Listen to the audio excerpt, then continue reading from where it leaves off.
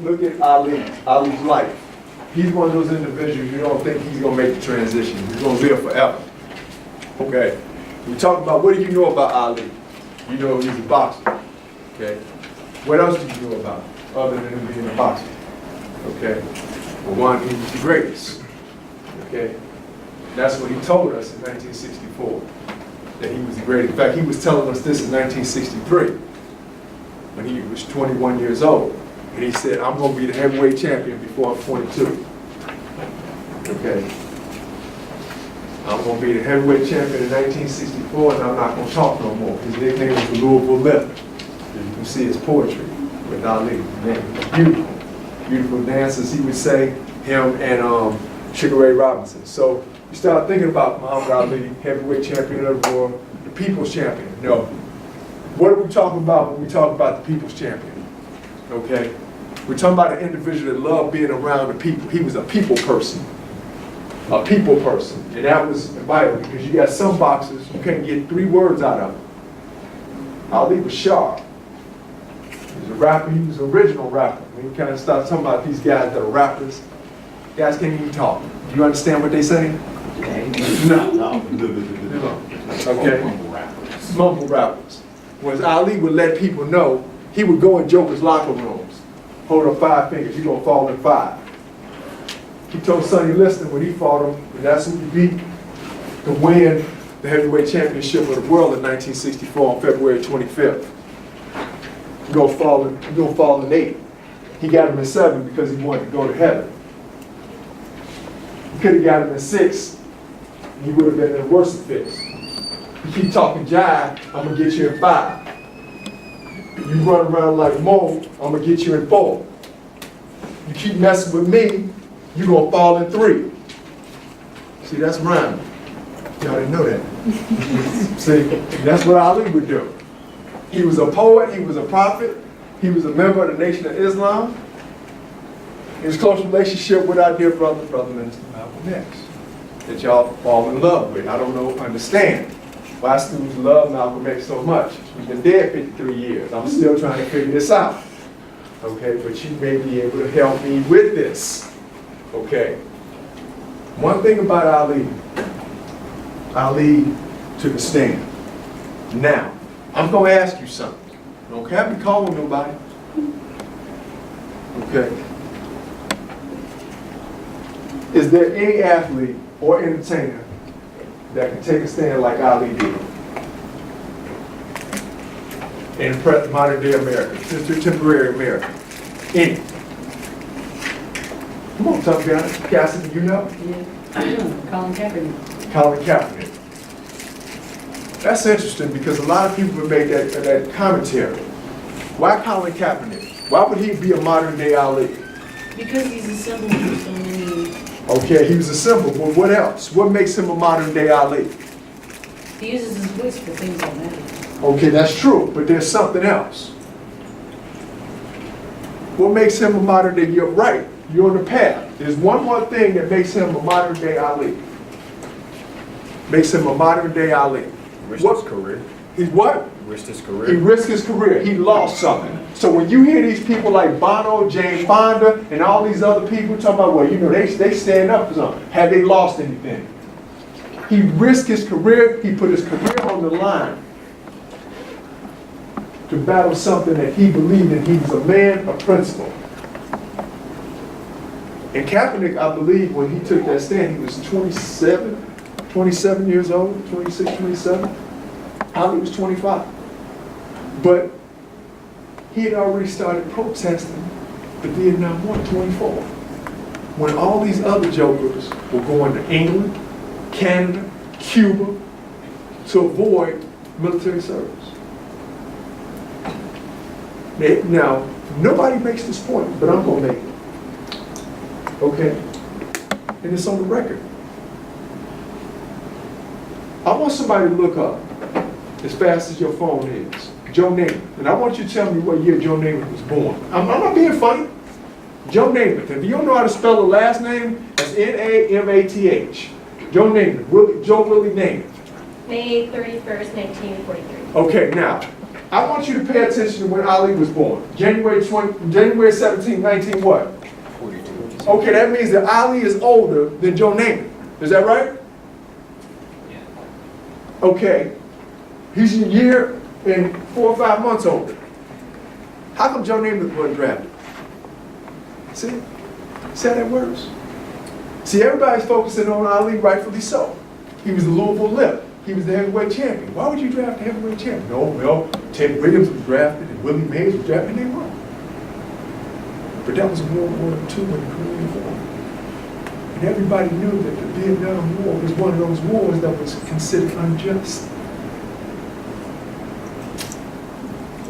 But see, Ali saw this war, and he saw this war, poor people, brown people in particular, poor white people are fighting for rich white people against other poor people. See, Ali was smart because a lot of guys who had money were able to avoid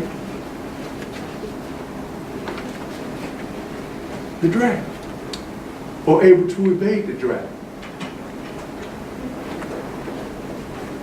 But Ali said, no, I'm going to fight this. I'm going to stand up against this because this is unjust. Okay? So you got Kaepernick, Cassidy. Is there anybody else that refused to withstand? And the key is, lost something. Anybody? See, your silence is deafening. So you mean to tell me you guys are watching, follow sports and entertainment and all that good stuff? You mean to tell me all the stuff that you follow, you can't give me another name? Y'all follow music? Oh, I see. So y'all don't have nobody. Y'all can't even conjure up a name. Y'all can't even pretend. Let me see if Mr. Johnson. Come on, tough guy. There's this other athlete. See, if you got to say there's this other athlete, that means that they are not out there. He was like I think he's a. You know his name? I think that's his name. Who is it? Marshawn Lynch, No. but Come on, Mr. Johnson. You can do better than that. Come on, bro. I can't remember. I know it's Lynch. That the last name is Lynch at least. But the It first ain't name, John Lynch because he's a white dude. He's the general manager, so he wouldn't have him as the general manager just taking a stand against something. See, what you got to understand is this individual took a stand and he lost 3 years of his career at the top, at the peak for a boxer. And when he came back in 1970, when he fought Jerry Corey in Atlanta, his hands were hurting. He had to shoot his knuckles with Novocaine because his hands were hurting. Okay? I want to go back 3 years to 67 when he decided not to take the step to be drafted in the Army. When other people like Jackie Robinson and other people like Joe Louis, who served their country, criticized him. He was getting criticism from all over. The second most hated man in America in 1967 was Muhammad Ali. And who was number one? The second most hated man in America in 1967 was Muhammad Ali. He was also number 2 on the lecture circuit on college campuses. Who was number 1? Martin Luther King? Who? Martin Luther King? That's correct. Oh. And the reason why I mention that is because Ali, because he did not take the step, and he was indicted, he was convicted. See, that's part of the story that's never told. He was lost 3 years, but he was indicted, he was convicted, and he was sentenced to 5 years in prison. He was out on appeal. Now, another part of the story that's not told is, while he was out on appeal, they were trying to find some way not to send him to jail because they knew that he was a martyr. And they found a loophole. And do you know what the loophole was? It was the FBI. Because the FBI was bugging Dr. King's phone, and they did it illegally. Because you had to be approved to have wiretaps when you were trying to wiretap somebody. So if they said, we're going to wiretap Clint's phone, we put 2 wiretaps. So FBI said, well, 2 ain't enough. But then they add another 5. And because they did that illegally, that's the loophole that kept Ali out of prison. So they were bugging Dr. King's phone. That's why he didn't go to jail. Well, he was convicted. But the idea is, just to put this in perspective, he's just a boxer. But we see Ali as a figure that is the people's champion. So that phrase speaks for itself.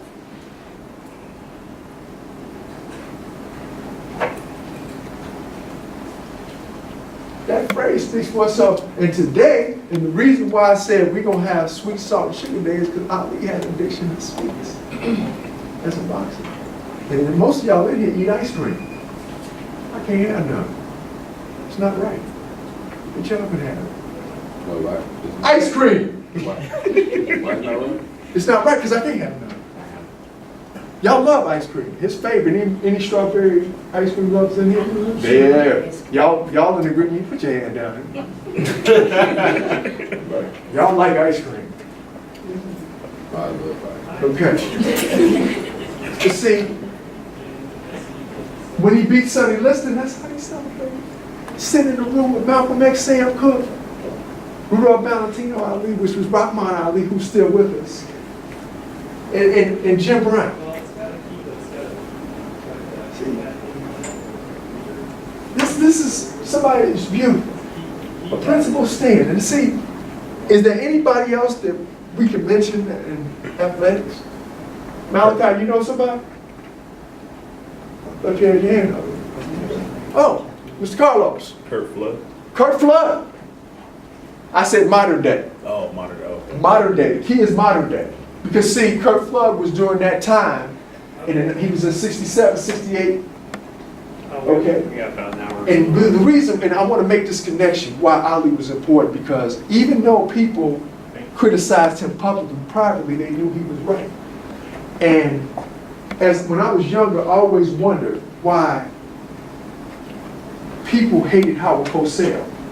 He's a white guy, he's Jewish. But as I got older and started doing in-depth research and the closeness that he had with Ali, I realized that, and you mentioned Kurt Flood, Carlos, that Howard Cosell gave Ali and Kurt Flood airtime to voice their views, a principled stand. And both of those individuals were black males. And Ali believed in people. He didn't care what religion you were. He hated racism. Hated it. True story. When Ali's funeral, Billy Crystal, comedian, spoke at his funeral. I was getting text messages and phone calls. Why is Billy Crystal speaking at Ali's funeral? What people don't realize is that Billy Crystal was an obscure comedian. He was trying to make it. But his full-time job, he was an educator. And somebody who was supposed to roast Ali was sick.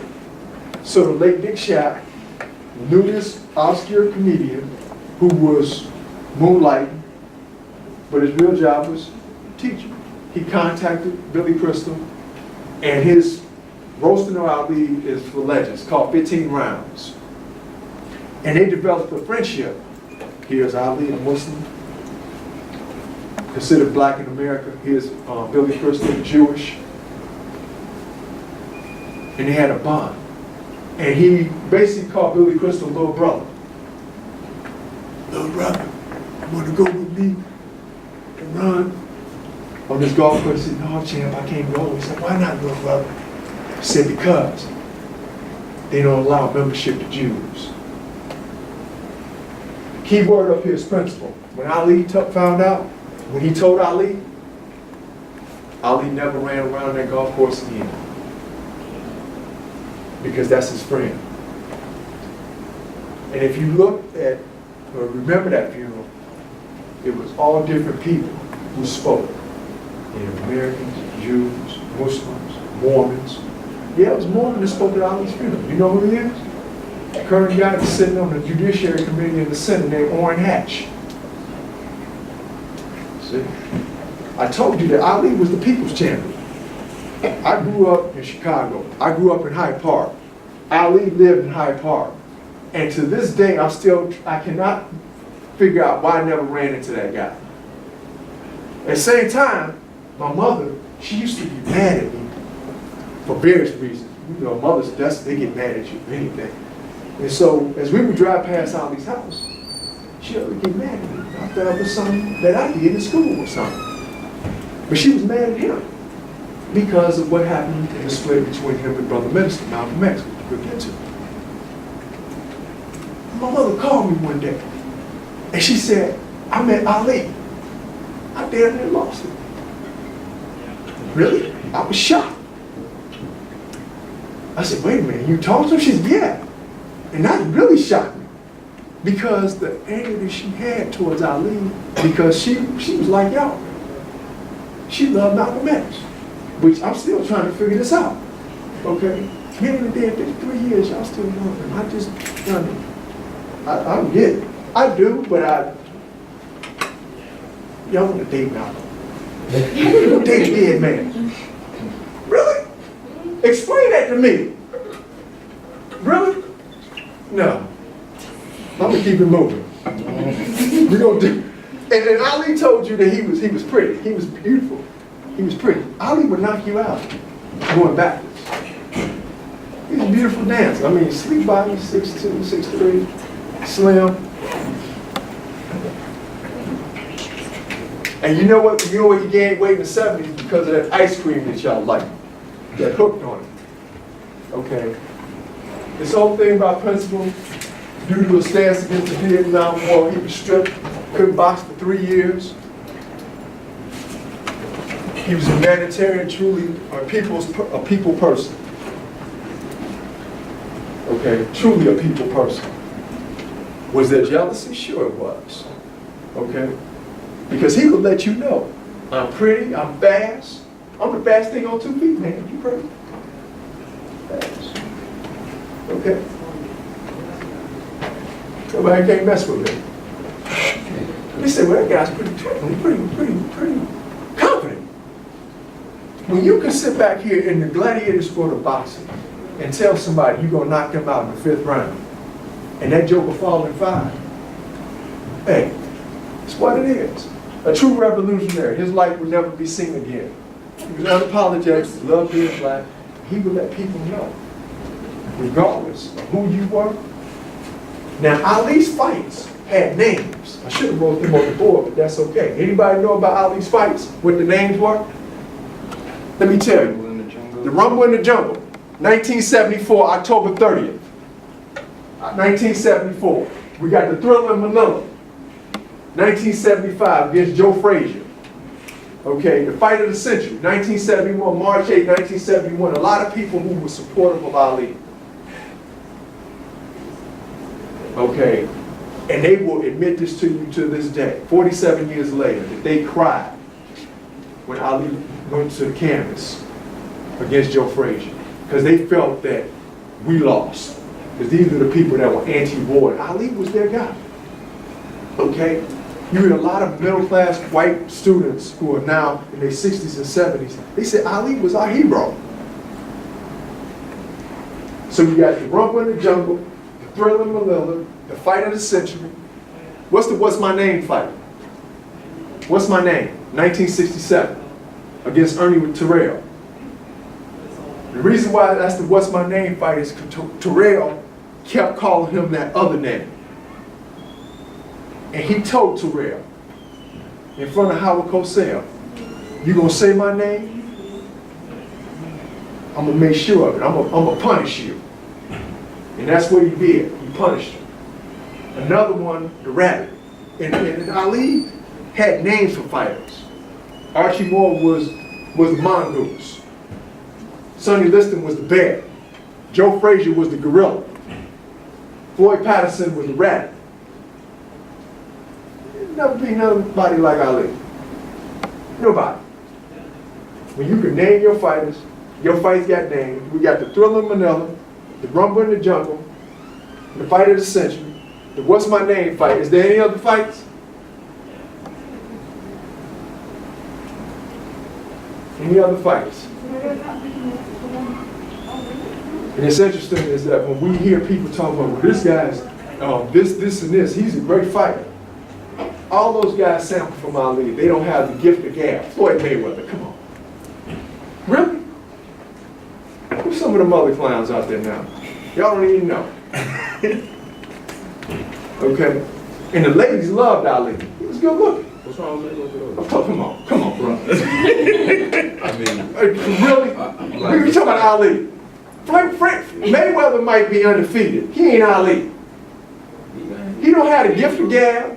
Let me tell you something. I mean, like, I'm talking about like in the ring. Wait a minute, wait. You said that Floyd Mayweather got what, the gift of gab? No, he don't have that. Not like Ali. Ali was a poet. I ain't gonna say you better. No, please don't. He's smooth. He ain't smooth either. Ladies don't love Floyd Mayweather like we did Ali. He's not smooth. No, not like Ali. Are you kidding me? It's on tape. Not like I Not like, no. You put a picture of Ali up and put a picture of Floyd Mayweather up and then ask the ladies. Thank you. Thank you. Okay? And then we talk about the principles thing. I mean, you talking about in the ring? Because I know Floyd Mayweather tried to say he was the greatest. So, come on, Floyd. Come on, bro. I know you undefeated, but sometimes the records don't tell everything. See, Ali, when he fought, it was like the Super Bowl. And the only other fighter to compare that to was Mike Tyson. In reference to, no, I'm not talking about style, because we ain't talking about it. I'm talking about, it was like an event. It was just like with Ali, and just like you said, can you name Floyd Mayweather's fights? They have names. See, when you mention the sports people, bless you twice, when you mention the sports people, the Rumble in the Jungle, they know what that's about. The Thriller in Manila, the What's My Name fight, the Fight of the Century. Those Ali fights. The principal common denominator in those 4 fights is Ali. Okay. Go ahead, Carlos. Isn't there another, the Phantom Punch fight? The Phantom Punch fight, thank you very much. 1965, Lewiston, Maine. December 1965, that was after the murder of Brother Minister Malcolm X.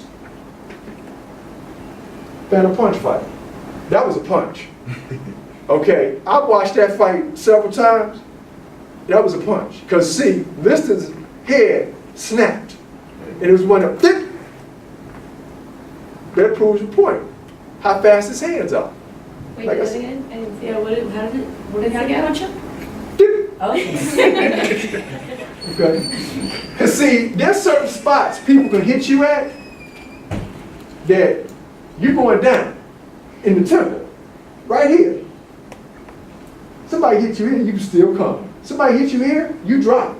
And that's what he did to Liston. I watched that over and there wasn't no punch. Fight was fixed. And Ali even said it during the interview. I just went there. It wasn't no quick ones. But them love taps. Now, the way Liston rolled, because he a bear, and bears roll. Okay, that was the nickname Ali gave for him, the bear. Okay, he said, I'm gonna beat that big ugly bear. In 1964, I ain't gonna talk no more. That's him. I can't run and rap like him. Okay? But, unapologetic. Now, if we shift and we think about this, Brother Minister Malcolm X, my people were afraid. No, y'all ain't afraid of the Brother Minister. Y'all like talking about Malcolm X. I mean, it's something about him. I think you should put this in your notes, because I'm not doing no overhead. I don't need no overhead for this. Brother Minister Malcolm X was born May 19, 1965. May 19, 1965. You can research that if you think I'm making it up. May 19, 1925, excuse me, what did I say, 1965? 1925, sorry. 1925, May 19th. Okay? Lucille and Earl Little were his parents. He was born in Omaha, Nebraska. Okay, when he was 6, his father was killed by the Ku Klux Klan because his father was a Garveyite. Garveyite means followers of Marcus Garvey. Okay. All right. His father was killed 1931 when he was 6 years old. Okay. Malcolm didn't like cell phones either. Right.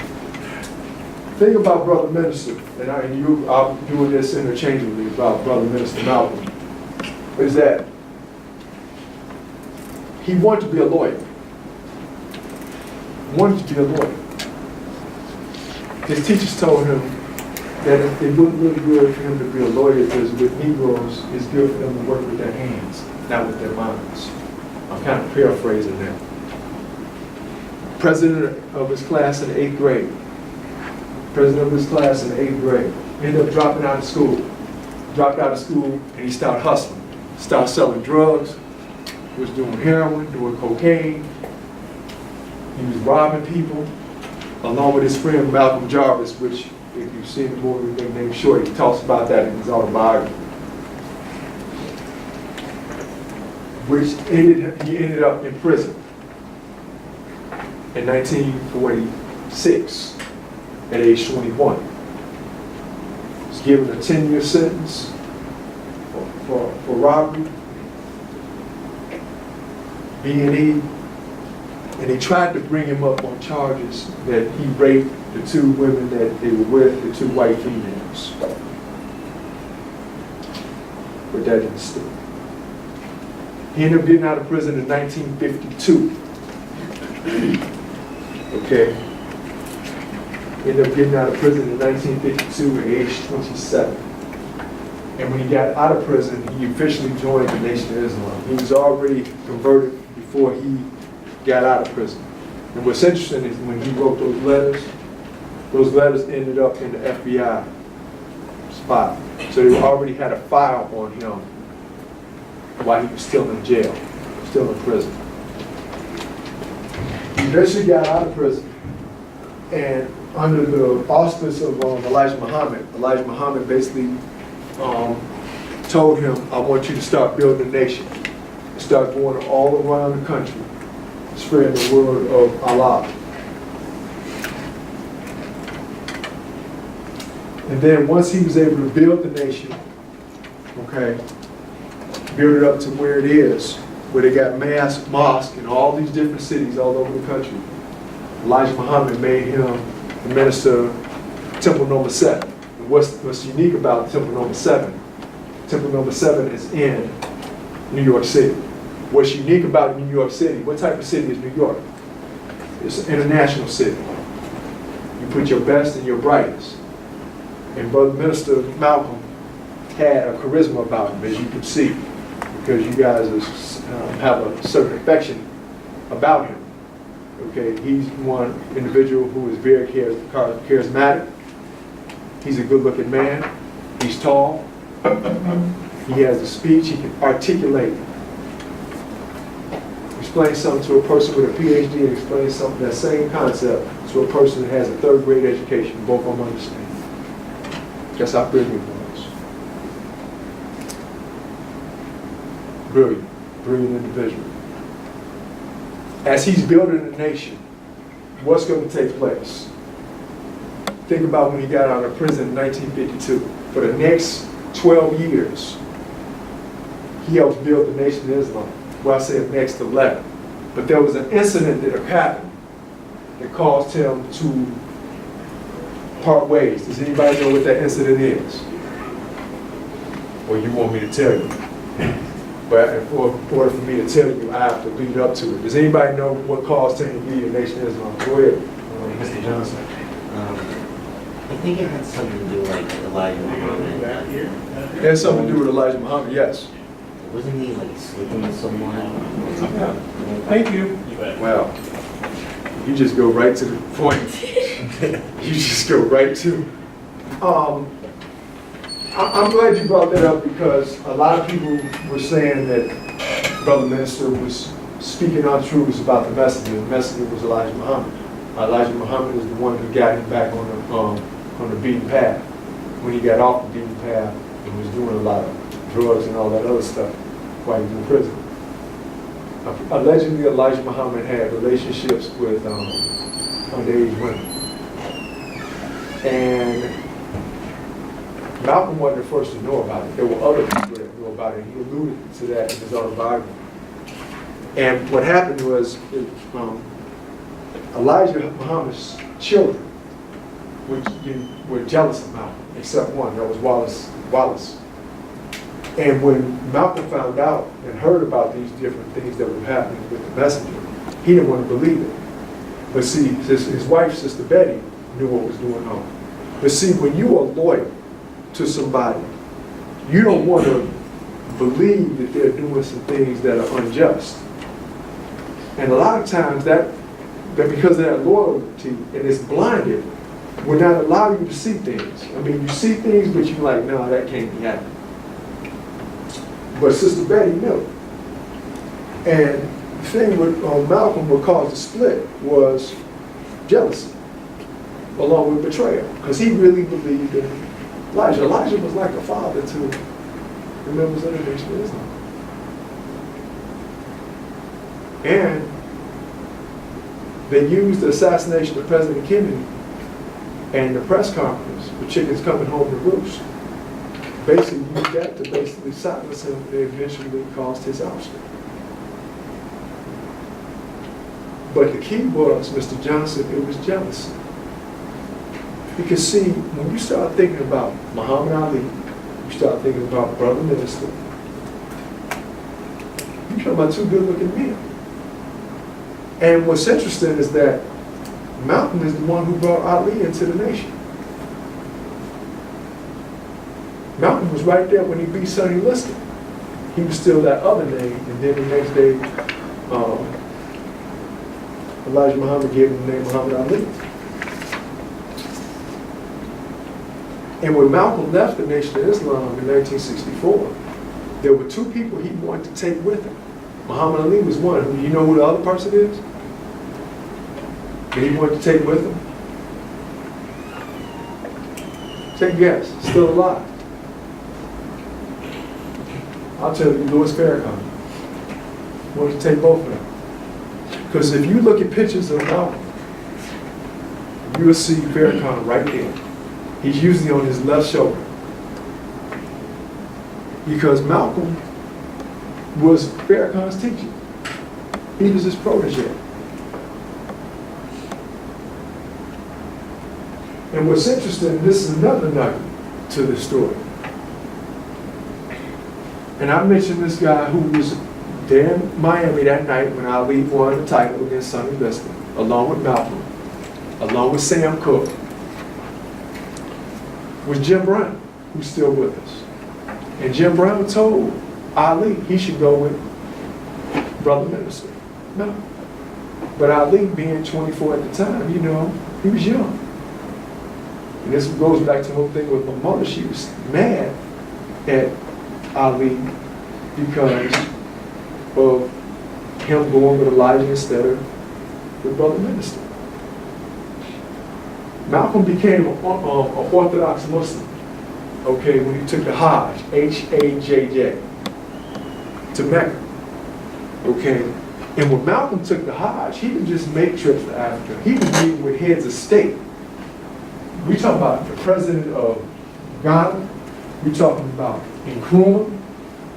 We're talking about all different heads of state going to different countries.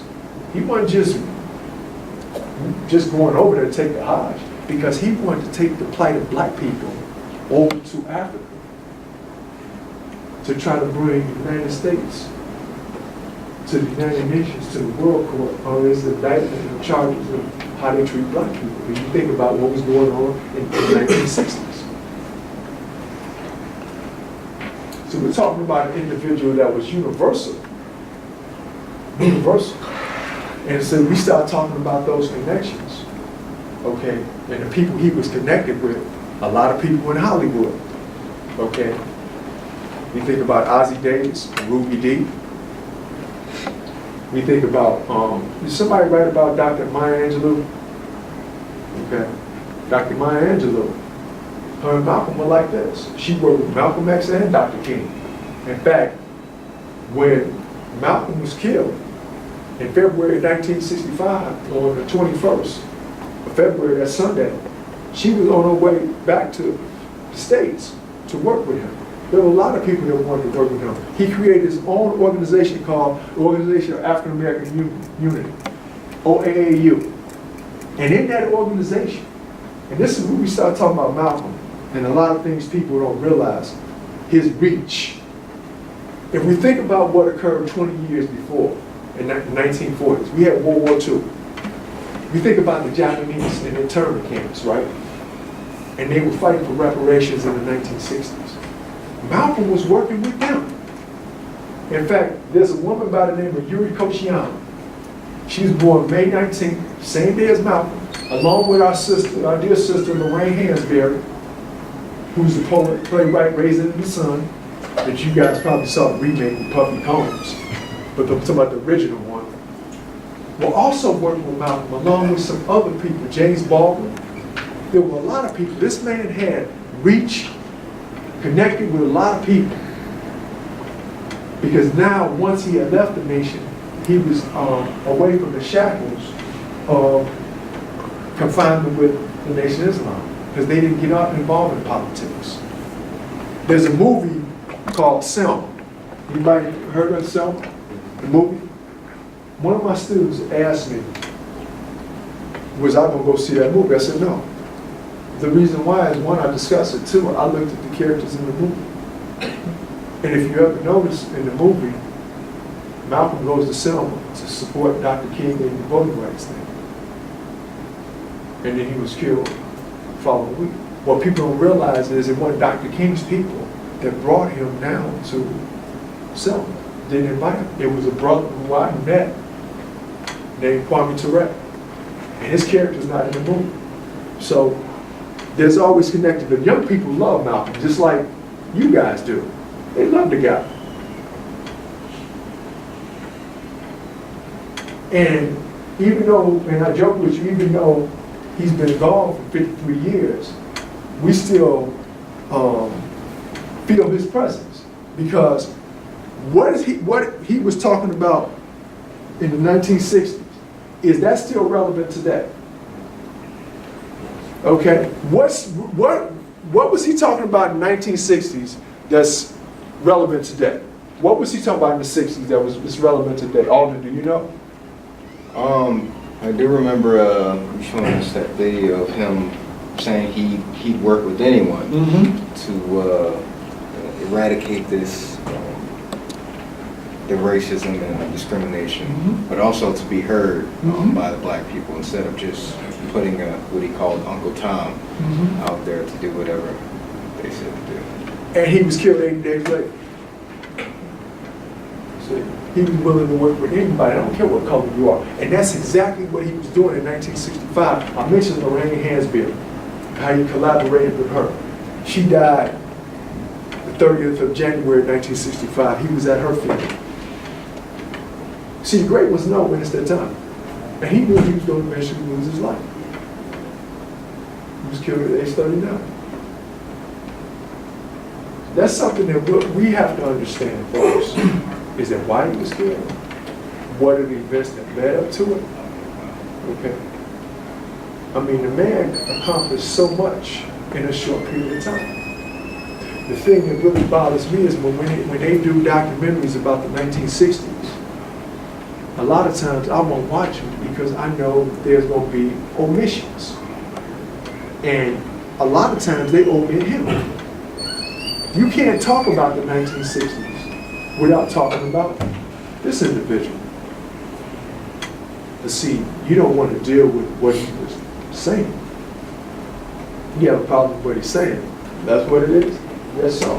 But see, when you have young people like yourself that want to hear about his life, that should tell you his impact right there. But also understand what are the reasons why he was taken out of here. And I've heard many people say, even back then, they say, America wasn't ready for Malcolm. My response was, like it's back then, when are they going to be ready? Better get ready. Because just like you said, Alden, there are forces that are coming together as we speak.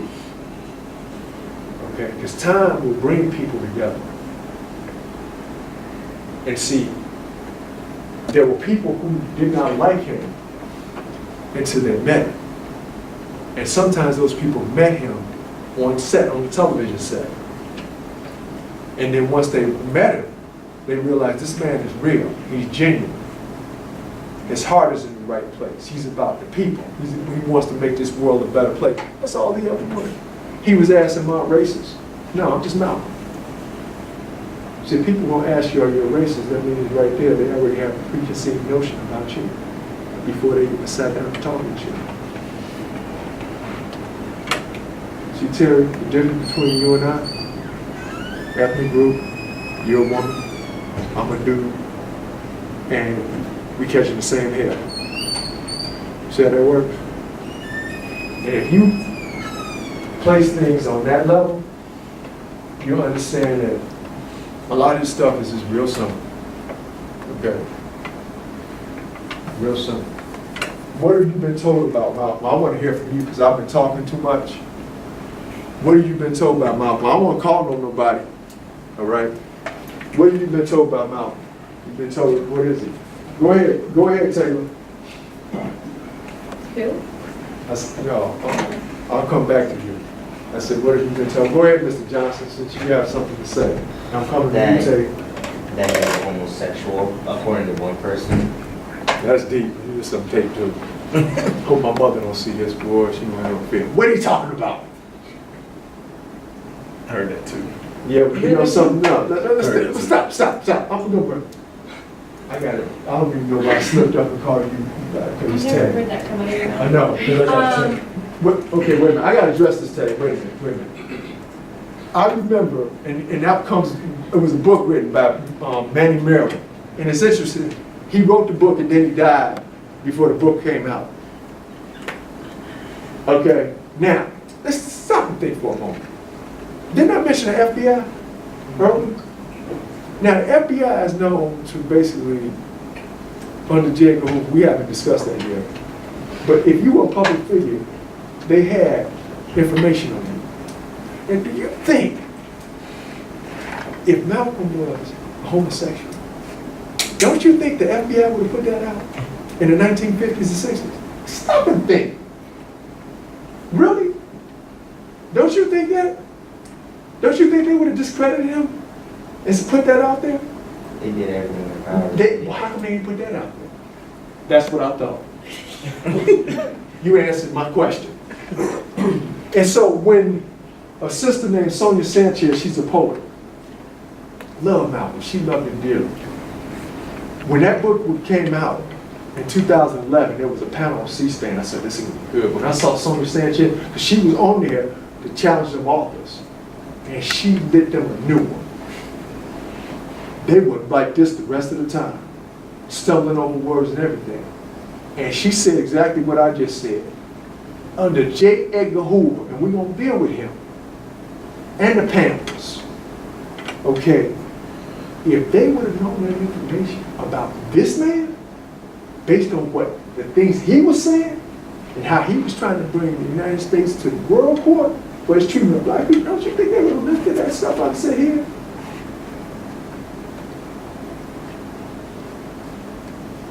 See, I always wondered, who's putting this information out? And they still didn't discredit him, because guess what happened? That's what you heard. And people would shout you down. Now, I'm being nice to you, because you're a student. You say that around the wrong people, it might go inside your mouth. I'm serious. Because I know I had brought it up to my mother. Thank God I was on the phone with her, and I wasn't in front of her face. Because I wanted to let her know she heard about it. I think she called me. Mad as hell. I'm the one that wrote the book. What you getting on my case for? You ain't tell that to your student. No, I ain't tell that to my student. Yes, Teddy. I heard he was extremely violent. You have to take into account that I grew up in a very white, Republican, very conservative place. She did. And that's what a lot of people, doesn't he talk about violence? Well, you're talking about what you see. Last I checked, did Malcolm bomb the 16th Street Baptist Church in Birmingham? Last I checked, did Malcolm kill McGuinness? Shoot down President Kennedy? Kill Tom Moore? Kill Sam Cooke? See, when you hear those things, you have to ask yourself, who's the person sharing that with you? Exactly. To put out a certain agenda. See, they blame Malcolm for the rebellions that happened in the summers. He was in Africa. He comes back to the state. Do you think you're the cause of the violence that's occurring in the cities, in the ghettos? He said, no. I told you, when you continue trapping people and suppressing and oppressing people all this time, what do you expect them to do? I predicted Detroit. I predicted Vietnam. Okay. What else you hear? Carlos? I heard that the FBI didn't have nothing to do with his death, and it was all the Nation of Islam. Stop. To like shut him up. Stop. Well, we go back to the jealousy. You cannot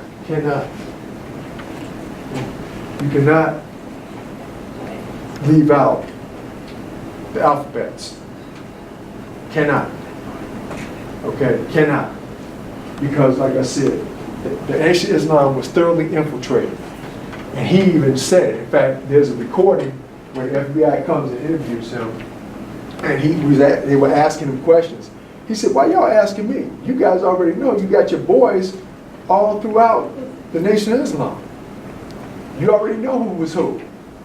So you know, top echelons. A lot of people would say that basically to save their job. Okay, because it's still a touchy subject to this day. Okay. Mr. Johnson? I think in that same FBI recording, they said that one of them said that we can't eliminate people, which is implying that they could kill them if they wanted to. Like in that same FBI recording. The FBI recording was in 1964, right? Mm-hmm. He was killed in 65, February 65. Right? 80 days after, like I said, the video you watched, that was on December 3rd, Thursday, December 3rd, 1964. They wouldn't let him get off the plane in England. When he tried to go back to England, then he tried to go back to France, they wouldn't let him off the plane. Because they didn't want an international incident. Okay? Yes, Cassidy. So I don't know if he helped get everybody together to make Black Panthers or whatever, but wasn't he one of the main dudes? Well, he was already dead. He was killed in February 65. The Panthers didn't get created until 66. Do you think that he triggered? Yeah. Okay. Yeah, because the person that I'm talking about, Kwame Ture, is the person who invited him. He was the one that started it in Bloody Lowndes County during the voting rights and all that good stuff. So it was him who started the mindset that we have to take this another direction. And he told Dr. King before he killed him, if you stand on your principle of nonviolence, you're going to be discredited by your own people. And Dr. King had a lot of love and respect for Brother Minister. Okay? And he warned him about the people that Dr. King surrounded himself with, including people who look like us. And he said a lot of people are not right. Dr. King eventually found that out. It was too late. So can you say that he's a complex person? You can make that argument. But when you start hearing things attributed to him or about him, you have to ask yourself, where's this coming from? If you sat down and listened to him, okay. That's why it's always nice to have these discussions. especially in a class like this, because a lot of times people don't even want to discuss it. And we're going to be dealing with another brother when we get to, like I said, Wakanda is connected when we deal with Brother Paul Robeson. Okay? People don't even want to discuss these individuals. You always have to close them up. Anyone else? What you heard about Brother Minister? What about you, Clint? I can look at you all the time. That's Clint right there. What'd you hear about? Because you want me to get to, I know you love the Black Panther Party, which we're going to deal with. But what have you heard about Brother Minister? Militant is the only thing I. Militant. Yeah, Militant. in my This history it? class, I have to deal with that. Okay, militant. Okay, yeah. Okay. If somebody puts their hands on you, what you supposed to do? What is who? Anybody. If somebody put their hands on you, you gonna defend yourself? Yeah. There you go. So, if you compare him to Dr. King. Dr. King was the most radical cat of the 20th century. You compare him, you're asking people to allow somebody to spit on them, sick dogs on them, pour water hoses on them, and they're not supposed to do nothing. Versus somebody that's going to stand up for themselves. A lot of times when people say he's militant, what is he militant about? Because he wants the best interest in human dignity for people. That's militant. I'm not talking about you, but this is what you're dealing with. When you attack privilege, yeah. Yeah, when you attack privilege. Huh, that's interesting. Yeah. Because you're not supposed to say nothing. Yeah. So these two individuals, that's why what we do is we scare people when we bring these individuals up. Anybody else?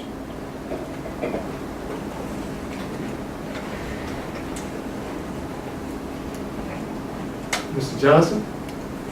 Yeah. So it piece from I don't believe this one either. Okay. They say like what? I'm glad you bailed yourself out from the other one. Because people will actually that stay me like, he believed? No. Go ahead. So it's probably like the same kind of slander like this, like they say like he was like a race pimp or something like that. Yeah. Mm-hmm. How he was the race question, how he started the race question, or he's playing the race card. What does that mean? If you always talk about race tag. You say race pimp? What Race is that? tag. What does that Yeah. mean? Apparently like it's this thing where kind of like black people, black spokesmen who are like in like the black community, who like trying to speak and address like these issues, like they somehow like are making a profit off of local black off of the local black people, like I don't know. Or black suffer. Or black suffer. Yeah. So Yeah. it's like So, corruption, Yeah. but that- he's making it. Yeah. They're basically making a profit. But what you're doing is basically you're exposing the problem. People don't like marching. They march because they're trying to expose the problem. Okay. And then if there's a problem, Malcolm was talking about police brutality. He wanted to bring a united front. In 1962, Brother Ronald Stokes was killed in Los Angeles at the mosque in Los Angeles. He went out to Los Angeles to speak to the people out there. He was trying to bring all these different groups together, from CORE, NAACP, Nation of Islam, to deal with the problem of police brutality. Are we having issues with police brutality right now? At this moment? Yes, this was 1962. How many years is that? 50, how many, 55, 56 years? 56 years. Yeah. So, if you think about the issues that he was dealing with then, we're still dealing with them. Okay, and he was pointing that out even in his day, that we were still dealing with the race problem. Okay, one person's not going to solve this because these are structural issues. And that's the issue.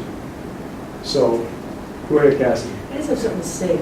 So, like, you know how he was trying to take it to the United Nations? Yeah. Do you think that's what we're gonna have to do? Like now, right now, during this day and time, soon? You don't have to do that and a whole lot more. He was trying, that was the start. And a lot of people rebuffed that, but he kept pushing and pushing. But eventually, because of the influence, he was killed because he was able to bring a lot of people together. He had a lot of influence. And he was smart. And the most important thing, he was dedicated. And that's the key. He was dedicated. And he always said, I'm not going to sell out. I'm not going to sell you out. I'm going to have your best interest at heart. Man was genuine. That's why the whole thing with the Nation of Islam hurt him so much. Because he was betrayed by people that he trusted. But the one thing, and I mention this all the time, the one thing that hurt the most was the jealousy. Okay? Because he had what they don't have. He had it. He had charisma, he had the speech, he had the height, he was in the right place. The young people loved him, the older people loved him. Okay? And many white folks behind the scenes, because they couldn't say that they respected him and loved him, behind the scenes they did. Okay? As he even alludes to that in his autobiography. He said, I can't call anybody's name out because he might lose his job. Okay? Because he was speaking truth about, what's that word you use? Privilege and destruction. Aren't we dealing with that right now? What you asked me earlier? Aren't we dealing with that? Because he would call. He said, I'm going to tell you, this is how it's going to be. He called the March on Washington the farce on Washington. You know, so he always had unique ways to put things in perspective.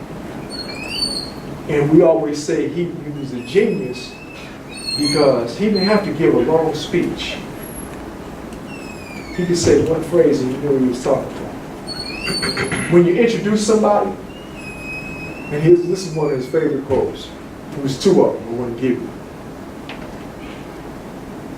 When you introduced him, he just wanted you to say, Mr. Malcolm X. And he said, brother, just make it plain.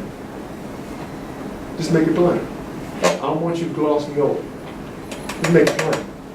And the other speech is, you don't like cell phones either. Okay. And the other one, he would say, and I say this, do your best work. Do your best work. And so I was making a connection with our dear brother, Dr. John Henry Clark, because that was his friend. He loved Malcolm. And when he found out Malcolm was killed, they said some of the things that you've heard. He's anti-Semitic. You know, he loved people. He hated racism. He hated injustice. Just like Ali. Just like Jim Brown. And he cried. It's a true story. And this is what my mother told me. My mother told me that she went to the hospital when she found out that he was murdered. That blew me away. That his death caused you to go in the hospital, because it's like a death in the family.